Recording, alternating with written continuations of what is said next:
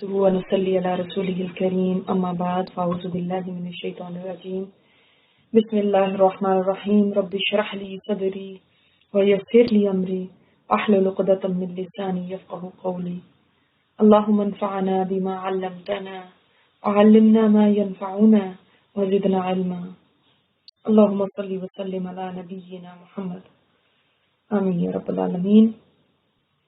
چلتے ہیں، ہم نے اپنی سیریز شروع کی ہوئی ہے میدان محشر میں میری کہانی۔ آپ تیار ہیں اس کے لیے؟ آج دنیا کوشش کر رہی ہے نا کہ کوئی ٹائم مشین بنا لے جسے فیوچر میں جا کے کچھ دیکھ کے آ جایا کریں کہ کیا ہونے والا ہے، کیا بننے والا ہے۔ تو اللہ تعالیٰ نے ہمیں قرآن و حدیث کے ذریعے وہ فیوچر دکھا دیا جہاں تک کوئی نہیں پہنچ سکتا، کوئی سائنس، کوئی فلسفی، کوئی ہمیں بتا ہی نہیں سکتا۔ کتنی مرضی یہ چاند تک بھی پہنچ جائیں، اس سے آگے بھی پہنچ جائیں، پھر بھی یہ ہمیں وہ باتیں نہیں بتا سکتے جن کا ٹریلر اللہ تعالیٰ نے دنیا میں صرف دکھایا ہمیں قرآن و حدیث میں۔ صرف ٹریلر ہے یہ، ابھی جو ریالٹی ہے وہ تو دیکھی ہی نہیں ہے۔ تو کوئی بھی اس ٹائم مشین میں بیٹھ کے وہاں کے نظارے کر کے آ سکتا ہے اور اپنی زندگی بدل سکتا ہے واپس آ کے۔ میں تو صرف آپ کو سمجھ لیں ٹائم مشین میں بٹھاتی ہوں اور لے کر جاتی ہوں۔ واپس آ کے زندگی بدلنا وہ ہر ایک کا اپنا کام ہے۔ یہ چھوٹی سی کوشش کامیاب اس وقت ہوگی کہ اگر آپ واپس آ کے اپنی زندگی میں چینجز لے کر آتے ہیں، ورنہ یہ صرف کہانی رہ جائے گی، اور کہانیاں سن کے انسان تھوڑی دیر کے لیے خوش ہوتا ہے، اس کے بعد بھول بھال جاتا ہے۔ تو کرنا یہ ہے کہ جب ہم واپس آئیں نا تو آ کے اپنی زندگی میں دیکھیں کیا چینجز لے کر آنی ہیں۔ صرف یہ نہ کریں کہ ہائے بڑا ڈر لگا، ہائے یہ سن کے بڑا لگا۔ میرا مقصد آپ کو ڈرانا ہرگز نہیں ہے، یہ تو فیکٹس ہیں، میں ان کو بدل تو نہیں سکتی نا۔ میں آپ کو جو بھی بتاتی ہوں وہ یا تو قرآن سے ہے یا حدیث سے ہے۔ میں تو خود بھی نہیں جانتی، مجھے بھی اتنا ہی پتا جتنا آپ کو پتا ہے۔ اگر صرف وہاں سے آپ کو یہ باتیں اس لیے بتائی جاتی ہیں تاکہ ہم سب اس کو فیل کر سکیں، اور یہ صرف ابھی زبانی باتیں ہیں، وہی میں نے آپ کو کہا نا، اصل حقیقت وہ تو وہیں جا کے پتا چلے گی۔ اور سچ بتائیں، کیا ہمیں اس کی ضرورت نہیں ہے؟ میں اپنے لیے تو سمجھتی ہوں کہ مجھے بہت زیادہ ضرورت ہے۔ آپ یقین کریں کہ جب میں آپ کے لیے تیار کر رہی ہوتی میرے پر اتنا زیادہ یہ چیز ساری ہو جاتی کہ میں کچھ اور کر نہیں پاتی ہوں، بالکل خاموش ہو جاتی ہوں۔ اگر اللہ تعالیٰ نے یہ دنیا کی دوسری چیزیں نہ بنائی ہوتی نا، کہ گھر کے اور بچوں کے اور چیزیں، تو یقین کریں انسان شاید زندہ ہی نہیں رہ سکتا، بیمار پڑ سکتا ہے۔ اس قدر زیادہ یہ چیزیں اثر کرتی ہیں ذہن پہ۔ تو میرے خیال میں مجھے تو بہت زیادہ ضرورت ہے، اور میں سمجھتی ہوں کہ جو اس سے فائدہ اٹھا لے گا کل کو جا کے پچھتانے سے بچ جائے گا، اور جو نہیں فائدہ اٹھائے گا اس کے لیے کہانی ہی ہے بس، اور کہانی تبھی کھلے گی اس کے سامنے جب وہاں پہنچے گا۔ اللہ اکبر۔ چلتے ہیں وہاں جہاں تک ابھی تک کوئی نہیں پہنچا، مگر اللہ تعالیٰ نے ہم سب کو موقع دے دیا۔ تو یہ اللہ تعالیٰ کا نا بہت بڑا فضل سمجھے اپنے اوپر، بہت بڑا اللہ تعالیٰ کا کرم سمجھے کہ اگر ہم وہ مناظر دیکھ سکیں دل کی آنکھ سے۔ ہم اپنی کہانی میں یہاں تک پہنچے تھے کہ میرا عمل میزان میں تلنے کے لیے اب تیار ہے۔ اللہ تعالیٰ کی عدالت تو ایسی ہے کہ جس میں صرف کھڑے ہونا بھی اتنا مشکل ہے کہ انبیاء بھی ڈر رہے تھے اس سے، اور کہاں حساب کتاب دینا پوری زندگی کا، یہ بات تو انسان کے ہوش گم کر دینے کے لیے کافی ہے۔ میں نے اپنے اعمال نامے کو دیکھا، اس میں کئی نیکیاں غائب تھیں، اس لیے کہ وہ ان کو دے دی گئی ہیں جن کی میں نے کبھی غیبت کی تھی، جن سے میں نے کوئی زیادتی کی تھی یا جن کا حق مارا تھا، اور ان پر مجھے بڑا افسوس ہو رہا ہے، اس لیے کہ وہ میری نیکیاں جو تھیں وہ میں نے بڑی مشکل سے کی تھی. وہ نمازیں، وہ تہجدیں، وہ روزے، نفلی روزے، وہ دوسروں کو معاف کرنا، یہ سب نیکیاں بہت مشکل تھی کرنی، لیکن آج وہ دوسرے لوگ مفت میں لے گئے اور کسی ایک نے بھی مجھے معاف نہیں کیا. سب نے خوب فائدہ اٹھایا، کیا اپنے اور کیا پرائے. یہاں پہ معافی کسی کی طرف سے نہیں ہے، کوئی انسان دوسرے پر ترس نہیں کھا رہا. دوسری طرف مجھے یہ خوشی بھی ہے کہ بہت سارے گناہ میرے اعمال نامے سے اللہ تعالیٰ نے نکال دیے اور ان کو معاف کر دیا، کیونکہ یہ گناہ وہ تھے جن پہ میں نے توبہ کی تھی. آج شکر کر رہی ہوں کہ توبہ کر لی تھی، کہیں اپنی بے پردگی سے توبہ کر لی تھی زندگی میں، تو وہ دن جن میں بے پرد پھری تھی اللہ نے ان کو معاف کر دیا. اسی طرح دنیا میں جہاں پہ میں نے نمازوں میں کوتاہی کی تھی اور اس کے بعد دعا کی تھی اللہ تعالیٰ سے، عزم کیا تھا اور توبہ کر لی تھی، تو اللہ تعالیٰ نے وہ جو میری نمازیں چھوٹ گئی تھی، جو فرض نمازیں چھوٹی تھی، ان کی جگہ آج میری نفلی نمازوں کو رکھ دیا اور میرے ان دنوں کو مجھے معاف کر دیا جن میں نمازوں میں کوتاہی کرتی تھی. میں نے زندگی میں توبہ کر لی تھی کہ میں مشرکوں کے طریقے نہیں اپناؤں گی. تو اللہ تعالیٰ نے وہ جو پہلی زندگی تھی جب مجھے نئی ہدایت ملی تھی، وہ سب میرے کام معاف کر دیے. آج اللہ تعالیٰ بہت معاف کرنے والا ہے، اور اعمال نامے میں مجھے سب سے زیادہ خوشی اپنی استغفار کو دیکھ کے ہو رہی ہے کہ یہی چیز ہے جس نے مجھے آج ان اعمال کی معافی کی طرف اللہ تعالیٰ سے مجھے معافی دلوا دی. اس استغفار نے مجھ سے سوال ہوا ہے زندگی کے بارے میں، میری جوانی کے بارے میں، میرے مال کے بارے میں، میرے علم کے بارے میں. میں کم نمبروں سے پاس ہو گئی، لیکن شکر ہے کہ یہ سوال اللہ تعالیٰ نے میرے لیے آسان کر دیے. میرا رب کتنا رحیم و کریم ہے. اس نے میری جو توبہ تھی، جو میری استغفار تھی، اس کی وجہ سے جو میں نے زندگی میں کر لی تھی اس کو کیسے قبول کر لیا. ورنہ وہ میری توبہ نہ قبول کرتا تو آج میرا کیا ہوتا. کاش میں ان گناہوں پہ بھی توبہ کر لیتی تو جو دنیا میں نے کیے اور کرتی ہی رہی مرتے دم تک، وہ آج میرے اعمال نامے میں ایک پلڑے کو تزلی کر رہے ہیں. ایک دن کی تو زندگی تھی، صرف ایک دن کی، پتہ بھی نہیں چلا اس کا، اور میں نے اس میں اپنی بربادی کا کتنا سامان جمع کر لیا تھا. آج میرے گناہ اور بھی کم ہوتے تو کم از کم آج اس خوف میں تو مبتلا نہ ہوتی کہ اگر میری نیکی گھٹ گئی تو کیا ہوگا. اگر آج بالفرض میری نیکی بڑھ بھی جاتی ہے تو جنت کے کوئی اعلیٰ درجے نہیں پا سکوں گی. جنت کے تو 100 درجے ہیں. آج میں تو جنت میں داخل بھی ہو جاؤں تو بڑی بات ہے، یہاں تو اتنا مشکل معاملہ ہے.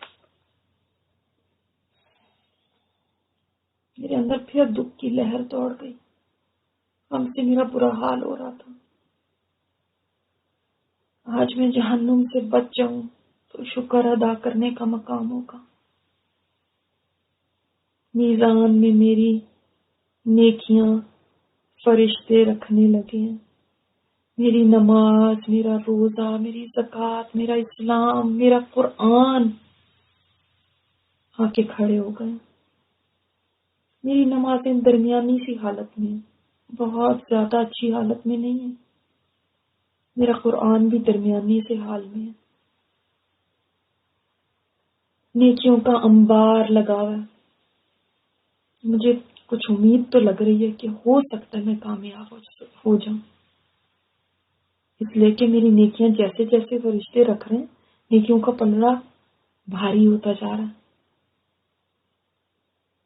اس لیے کہ ایک میری سبحان اللہ اور ایک میری الحمدللہ کتنا وزنی کر رہی ہے اس کو.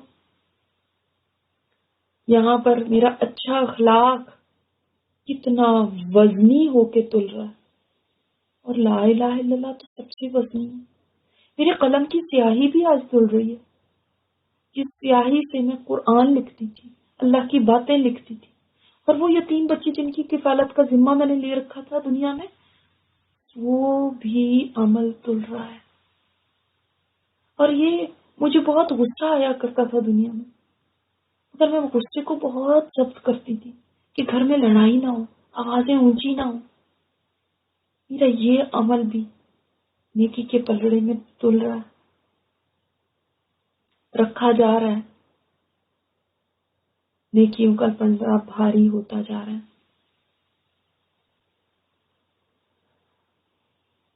اب دوسری طرف فرشتوں نے میرے گناہ رکھنے شروع کیے. وہ جیسے جیسے میرے گناہ ڈالتے جا رہے ہیں، میری نیکیوں کا پلڑا ہلکا ہوتا جا رہا ہے، اوپر جانے لگا، گناہوں کا نیچے جھک رہا ہے. یا اللہ میرا کیا بنے گا؟ میرے ہوش اڑنے لگے ہیں. ابھی تو اور کئی گناہ پڑے ہوئے ہیں جو ڈالے جانے ہیں. اگر میرے گناہ بڑھ گئے، میری آنکھوں سے آنسو ٹپ ٹپ گرنے لگے. کوئی یہاں نہیں ہے جو میرا ہاتھ ہی پکڑ لے یا مجھے حوصلہ ہی دے دے. دنیا میں پتہ ہے میں بڑی سینسٹیو ہوتی تھی، سوئی سے بھی ڈرا کرتی تھی. ذرا سا انجیکشن لگنے لگتا تھا امی کا ہاتھ پکڑ کے لگواتی تھی. کوئی درد تکلیف ہوتی تھی میرے شوہر میرے ساتھ کھڑے ہوتے تھے. کبھی میں اکیلی نہیں رہی تھی، کسی غم کے وقت، کسی دکھ کے وقت بھی نہیں. دنیا میں جب میں بیمار بھی ہوئی تھی، ہر وقت کوئی نہ کوئی میرے پاس ہوا کرتا تھا. کبھی ایک آ گیا تو کبھی دوسرا. میں تو لوگوں میں گھری رہتی تھی. اپنی فیملی ہی اتنی تھی، اور وہ نہیں ہوتے تھے تو محبت کرنے والی دوستیں ہوتی تھی. اور یہاں تو آج میرے اوپر اس قدر مصیبت کی گھڑی ہے اور کوئی ہاتھ تھامنے والا بھی نہیں. کتنے آرام سے سب اپنے مشغلوں میں. لِكُلِّ امْرِئٍ يَوْمَئِذٍ شَأْنٌ يُغْنِيهِ. ہر ایک کو اپنا شغل ہے جس میں وہ مشغول ہے، اپنا کام ہے پڑا ہوا. میرے پیارے رب نے تو دنیا میں یہ بات بتا دی تھی کہ تمہیں یہاں کوئی پوچھنے والا نہیں ہوگا. یہ سب رشتے جن کو خوش کرتے کرتے تم رب کو ناراض کر دیتے ہو، یہ تمہارے نہیں بنیں گے. یہ اس وقت بتا دیا تھا لاکھوں سال پہلے دنیا میں. مگر ہمیں کتنا بھروسہ ہوتا تھا، کتنا مان تھا ان رشتوں پہ کہ ہم ان کی محبت میں اپنے پیارے رب کو پیچھے کر دیتے تھے. جیسے جیسے ایک ایک گناہ میزان میں رکھا جا رہا ہے، میری نظروں کے سامنے وہ سین آ جاتا ہے جب جب میں یہ گناہ کیا کرتی تھی، جس کے کہنے پہ کیا کرتی تھی، اور کتنی لاپرواہی سے کر دیتی تھی. انجام کا تو سوچتی بھی نہیں تھی. ان دنوں کہاں مجھے یہ سوچ آتی تھی کہ میزان میں یہ تلے گا. اتنی لاپرواہی تھی.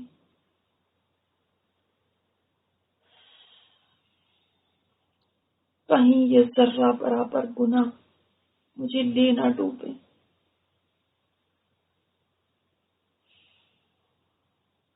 اگر گناہوں پہ میں اسی طرح دنیا میں سینسیٹیو ہوتی جیسے آج ہو رہی ہوں تو میرا یہ حال نہ ہوتا. میرے گناہوں کا پلڑا جھکتا جا رہا ہے، اور جیسے جیسے وہ نیچے آ رہا ہے مجھے لگ رہا ہے میرا دل بھی ویسے ہی ساتھ ٹوٹتا جا رہا ہے. آج کوئی مر سکتا ہوتا تو میں مر جاتی. میرے اوسان خطا ہو رہے ہیں، سارا جسم کانپنے لگا. ایک گناہ بھی بڑھ گیا تو یہ فرشتے مجھے چوٹی سے پکڑ کے گھسیٹ کے جہنم میں لے جائیں گے. ہائے میری بربادی، ہائے میری شامت. گناہوں کا پلڑا تقریباً نیکیوں کے پلڑے کے برابر آنے والا ہے. اور یہ آخری گناہ جو رکھا گیا تو گناہوں کا پلڑا جھک گیا. ایک گناہ نے میرا بیڑا غرق کر دیا. مجھے تو آج کوئی اپنی نیکی بھی نہیں دے گا. یہ آخری گناہ کاش میں نے نہ کیا ہوتا تو آج نجات پا جاتی. ہائے میں نے یہ کیا کر دیا. اتنے میں مجھے اللہ تعالیٰ کی آواز آتی ہے. اللہ تعالیٰ فرما رہے ہیں اے فرشتوں، اس کا خوف خدا سے کانپنا دوسرے پلڑے میں رکھ دو. فرشتوں نے میرا خوف خدا اٹھا کے میری نیکیوں میں رکھ دیا. میری نیکی کا پلڑا نیچے جھک گیا. میری خوشی کی انتہا نہیں رہی. لوگ دنیا میں میرا بڑا مذاق اڑاتے تھے کہ تم بڑی ڈرتی ہو، بڑی روتی ہو. ایسا بھی کیا رونا، کچھ نہیں ہوتا، اتنا بھی کیا ڈرنا. مگر وہ ڈرنا اچھا تھا، وہ آنسو اچھے تھے جو اللہ کے ڈر سے بہے تھے. شکر ہے میں نے بے خوفی اختیار نہیں کی. گناہ کر کے بھی ڈرتی تھی، نیکی کر کے بھی ڈرتی تھی. خوب لوگ میری باتیں بناتے تھے، خوب میرا مذاق اڑاتے تھے. تم کیا ہر وقت یہ باتیں کرتی رہتی ہو؟ آج کیسے ان کو دکھا دوں کہ دیکھو آج اس عمل نے میری نجات کروا دی، ورنہ میں تو تباہ ہو گئی تھی. اللہ اکبر، میرا اعلان ہونے لگا. فلاں بنت فلاں کے گناہ کم ہو گئے، اس کی نیکیاں بڑھ گئی، یہ کامیاب ہو گئی، اب یہ کبھی ناکام نہیں ہوگی. اللہ ہم سب کے لیے یہ فیصلہ کر دے. اللہ ہم سب کے لیے یہ فیصلہ کر دے.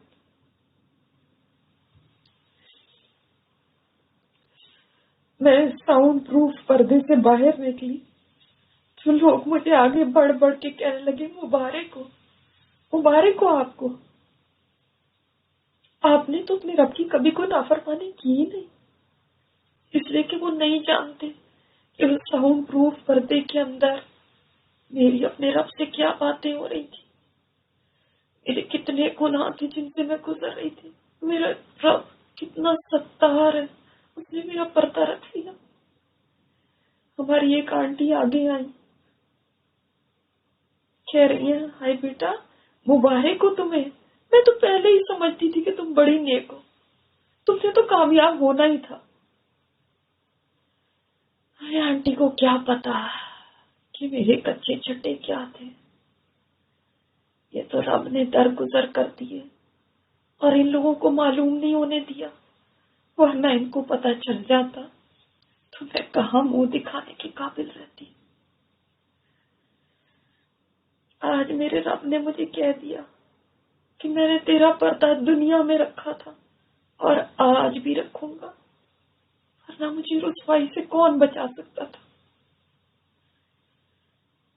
جیسے جیسے سوچ رہی ہوں ویسے ویسے رب کا شکر میرے دل سے ابھر رہا ہے. میں آج کامیاب ہو گئی، بس مجھے سب کچھ مل گیا. مجھے کسی چیز کا غم نہیں.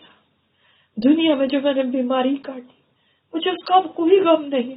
دنیا میں جو تکلیفیں دیکھی ان کا اب کوئی غم نہیں. جو لوگوں نے مجھے ستایا اس کا کوئی اب مجھے دکھ نہیں. سب میرے دکھ مٹ گئے. آج میں کامیاب ہو گئی.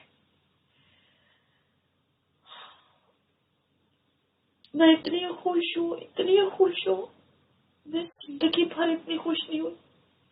آج یہ خوشی کے آنسو ہیں جو میری آنکھوں سے رواں ہیں. آج اگر میرا رب اپنی دیوی نعمتوں کے ایک نعمت کے بدلے میں بھی میری نیکیاں مجھ سے مانگ لیتا تو میری ساری نیکیاں دے کر بھی میں ایک نعمت کی قیمت ادا نہیں کر سکتی تھی.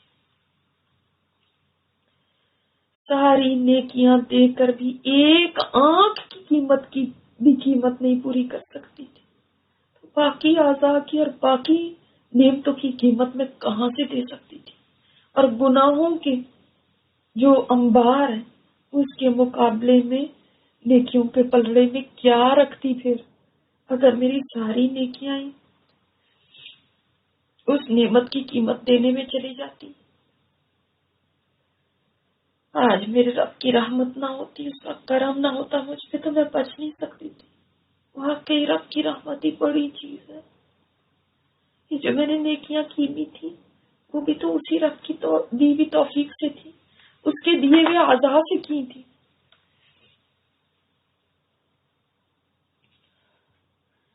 یہاں سے فارغ ہو کے مجھے آگے لے جایا جا رہا ہے، راستے میں مجھے لوگوں کی آوازیں سنائی دے رہی ہیں، ان کا رونا سنائی دے رہا ہے۔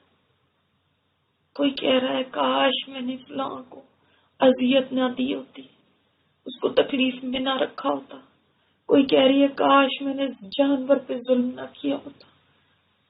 کوئی کہہ رہی ہے کاش میں نے فلاں سے معافی مانگ لی ہوتی، میں اس وقت اپنی انا کی قربانی دے دیتی تو آج میری نیکیوں کی قربانی مجھے نہ دینی پڑتی۔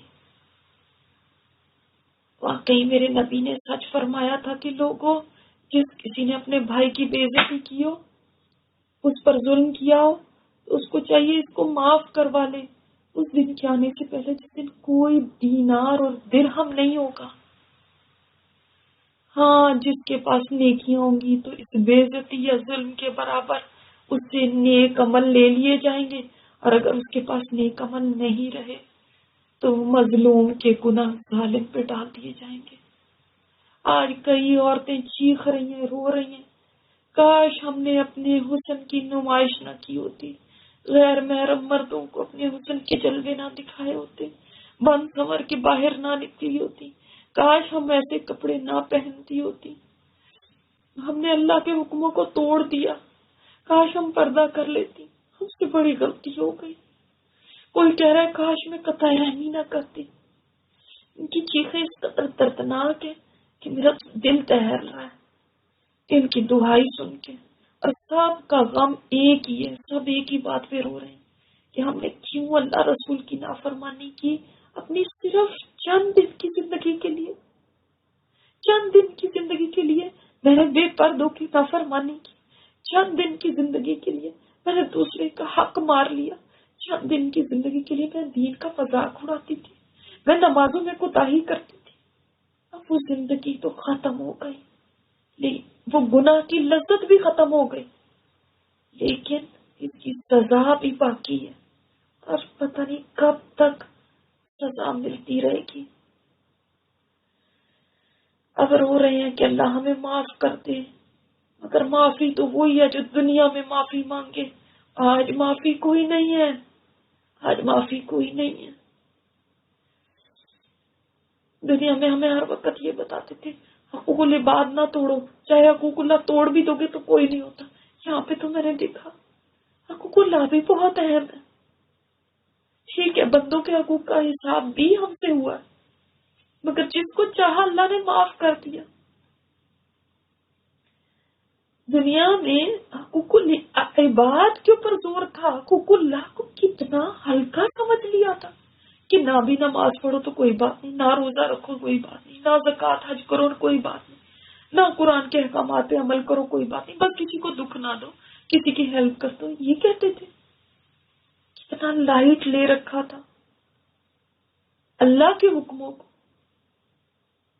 اللہ نے ٹھیک ہے آج اپنے حقوق بھی بخشے ہیں، مگر ان لوگوں کو بخشے ہیں جنہوں نے توبہ کر لی تھی، جنہوں نے نیک عمل کیے تھے، جنہوں نے استقامت سے چلتے رہنے کی ٹھان لی تھی، جو یہاں پہ صرف یہ سمجھ کے نہیں آ گئے کہ بس اللہ غفور الرحیم، اب نہ کسی نماز روزے کی ضرورت ہے، نہ صدقہ و خیرات کی ضرورت ہے، نہ پردے کے احکامات ماننے کی ضرورت ہے، بس اللہ غفور الرحیم ہے۔ تو یہ دھوکہ آج کھل گیا لوگوں کا، آج یہ دھوکہ کھل گیا۔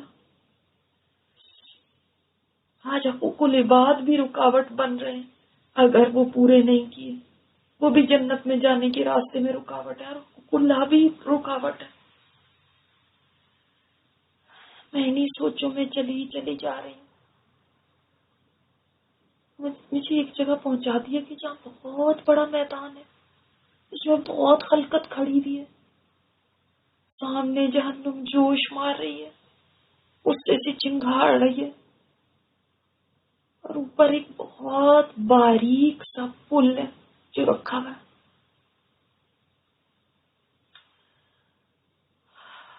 نیچے آگ ہے اور اوپر اتنا سا پل.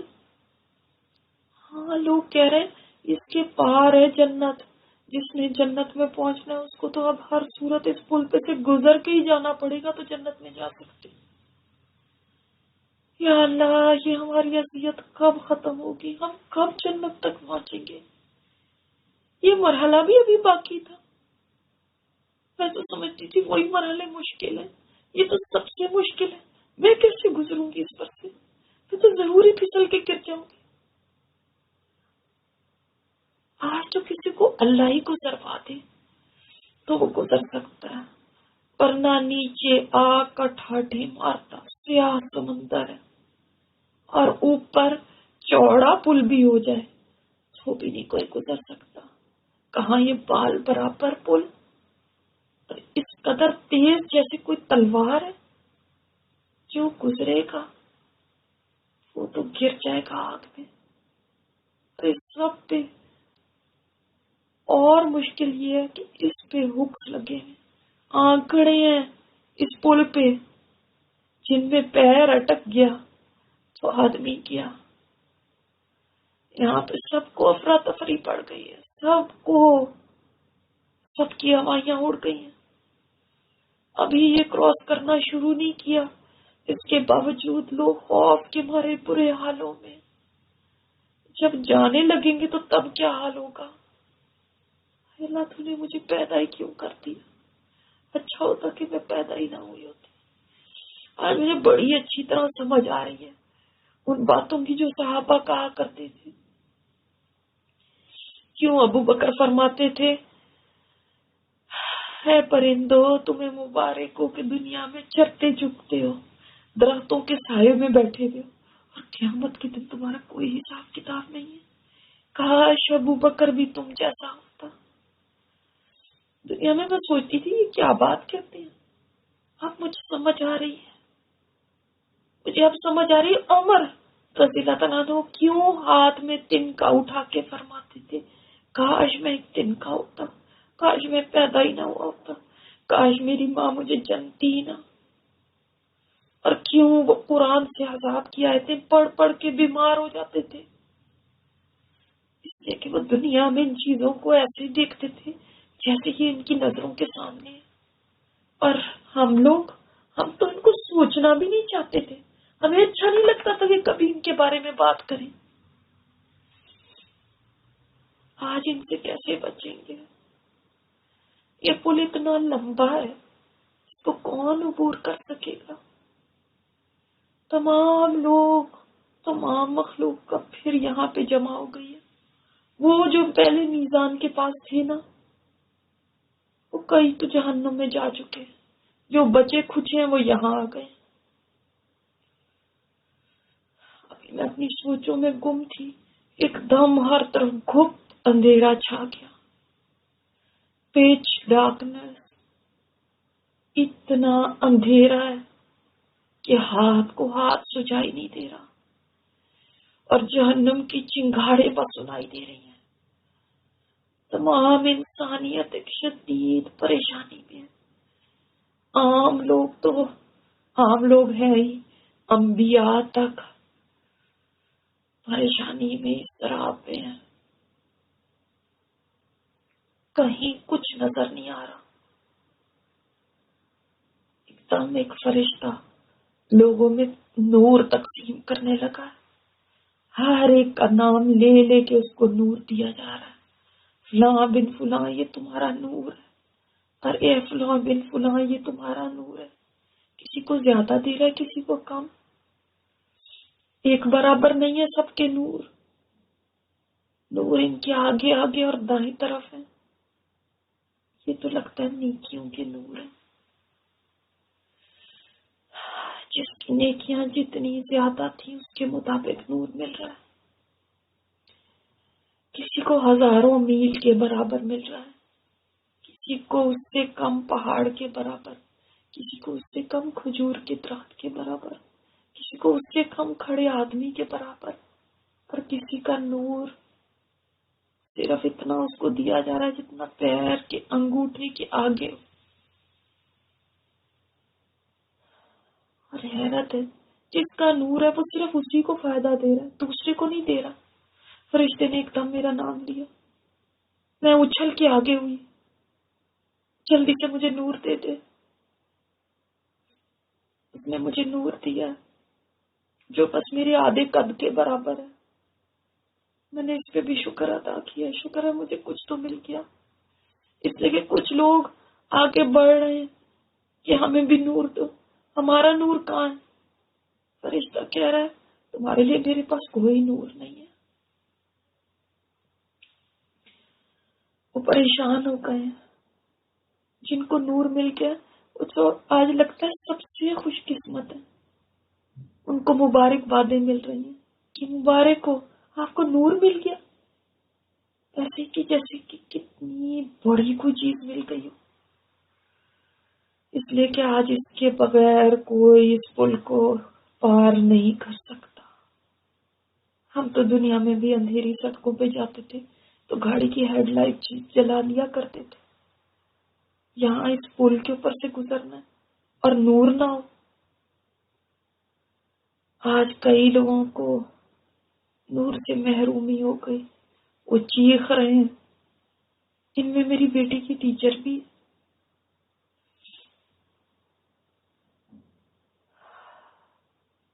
دنیا میں یہ ایسے رہتی تھی، کھانا پینا کھیل کود، اور رات کو ایسے جیسے کوئی مردہ پڑ گیا. ویسے دنیا کے معاملے میں بڑی عقل مند تھی، اپنی فائدے کی ساری باتیں اس کو پتا تھی. لیٹسٹ فیشن کا پتا تھا، انویسٹمنٹ کا پتا تھا، کون سی چیز فائدے کی کون سی نقصان کی، سب پتا تھی. مگر آخرت اور دین کے معاملے میں بالکل جاہل تھی اور بالکل لاپرواہ تھی. قرآن و حدیث کا کچھ علم نہیں تھا، پرواہ ہی نہیں تھی کہ زندگی میں اتنی مگن تھی. کہاں ہوش تھا اس کو. دین کی بات آتی تھی بہت چھانٹ چھانٹ کے دین پہ باتیں لگاتی تھی. وہ میرے پاس دوڑی بھی آ گئی ہے، کہہ رہی فاطمہ کہ امی آپ پلیز مجھے تھوڑی سی اپنی لائٹ دے دیں گی، آج مجھے بہت ضرورت ہے. اب میں کیسے دوں اس کو؟ یہ نور تو نہیں دیا جا سکتا. یہ تو ایسی ہے جیسے کوئی مجھ سے میری آنکھیں مانگ لے کہ اپنی آنکھیں ذرا دیر کو دے دیں. میں کیسے دے دوں؟ مجھے تو پل کراس کرنا ہے. میں نے کہا دیکھیں نور تو وہاں پیچھے مل رہا ہے، آپ جا کے پیچھے سے لے کر آئیں. کہتی ہیں اچھا میں نہیں دے سکتی تو میرے ساتھ شیئر ہی کر لیں، میں آپ کی لائٹ کے سہارے چلوں. میں نے اس کو بتایا بھی ہے کہ دیکھو آج نور جو ہے ہر ایک کو اپنا اپنا فائدہ دے گا، آپ کی اپنی لائٹ ہونی چاہیے. ابھی ہم باتیں کر ہی رہے ہیں، ایک دیوار ایک دم آ گئی ہے میرے اور اس کے درمیان، اور دیوار کے پیچھے بہت سارے لوگ رہ گئے. بہت سارے اس طرف ہیں، بہت سارے اس طرف ہیں. اس کو وہاں سے آوازیں دے رہے ہیں. مجھے اس ٹیچر کی بکھلائی ہوئی آواز بھی آ رہی ہے کہ پلیز مسز احمد پلیز آپ کہاں چلی گئی ہیں؟ آپ تو مجھے جانتی ہیں نا، میں تو آپ کی بچی کو پڑھاتی تھی، میں تو آپ کے ہمسائے میں ہی رہتی تھی، آپ تو مجھے جانتی ہیں نا، پلیز آپ ذرا یہاں سے مجھے نکالیں، آپ کہاں چلی گئی ہیں؟ میرا دل لرز رہا ہے اس کی آوازوں سے. اور بھی کئی لوگ ہیں اپنے جاننے والوں کو آوازیں دے رہے، کوئی اپنے رشتے داروں کو، کوئی اپنے ماں باپ کو، کوئی اپنے بچوں کو، کوئی اپنے اور پیاروں کو. کئی آوازیں آ رہی ہیں. کوئی کہہ رہا ہے امی جی، کوئی کہہ رہا ہے بھائی جان، کوئی کسی کا نام لے رہا ہے، کوئی کسی کا. مگر یہاں تو کوئی ٹسے مسی نہیں ہو رہا. آخر یہ اس آدمی نے ہمت کی ہے، اس نے کہا بھائی تم لوگوں نے خود اپنے لیے دنیا میں خود کو امتحان میں ڈالا تھا، تم لوگوں نے خود فتنے کی جگہوں پہ اپنے آپ کو لے کے گئے تھے. تم نے موقع پرستی کی تھی، جب دین اور دنیا کے درمیان ٹائی پڑتی تھی تم دنیا کو ترجیح دیتے تھے. تم اپنے فائدوں کے لیے خود کو ایسی سچویشنز میں ڈالتے تھے جس سے تمہارا دین جاتا رہتا تھا. تم دین کے بارے میں ہمیشہ ڈاؤٹ فل رہتے تھے.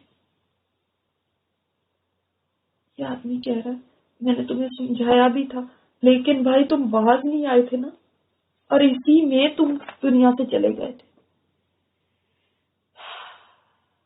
مجھے تو سمجھ ہی نہیں آ رہی تھی کہ میں کیا کروں، میں کیا کہوں. دل چاہ رہا ہے یہ ٹیچر بس کریں، مجھے آوازیں نہ دیں، مجھے نہ پکارے، میری طبیعت بے چین ہو رہی ہے. مجھے تو خود آگے جانا ہے، میری تو آگے خود اتنی سخت منزل ہے. میں کیسے توجہ دوں؟ میں کیا کر سکتی ہوں اس کا؟ آج تو یہاں پہ سب کو اپنی اپنی پڑھی ہوئی ہے کہ کہیں میرا نور نہ بجھ جائے، اس لیے کہ بعض لوگ ایسے ہیں جن کا نور کبھی جلتا ہے کبھی بجھتا ہے. کسی کو نہیں اب کسی کا ہوش، نہ ماں باپ کا خیال ہے، نہ کسی کو اپنے بچوں کا ہوش ہے. مجھے خود اپنے نور کی فکر ہے بھائی، کسی وقت اگر یہ بجھ گیا تو کیا ہوگا.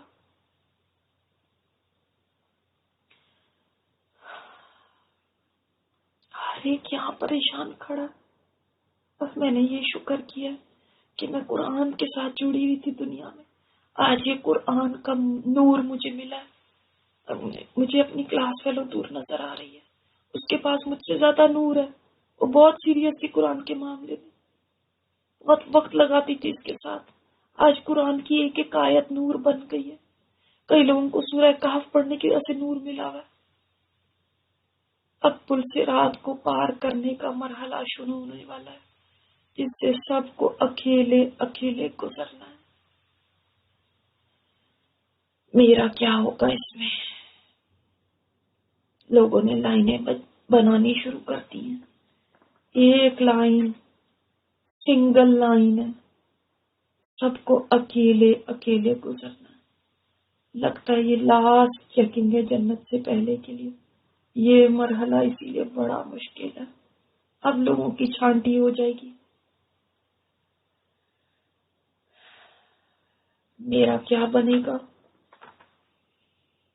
زندگی رہی تو کل اس کے اوپر بات کریں گے. آج اپنے آپ کو تصور میں وہاں محسوس کریں، اللہ تعالیٰ سے دعائیں مانگیں. اللہ سے دعا کریں کہ اس دن ہمارا نور مکمل ہو جائے، جس دن کوئی کسی کو نور نہیں دے گا، جس دن کوئی کسی کے کام نہیں آئے گا، جس دن کسی کو کوئی ہوش نہیں ہوگا. اپنا ہاتھ میں لانا نور آنا، اللہ ہمارے نور کو اس دن مکمل کر دینا. سبحانک اللہم و بحمدک نشہد ان لا الہ الا انت نستغفرک و نتوب الیک.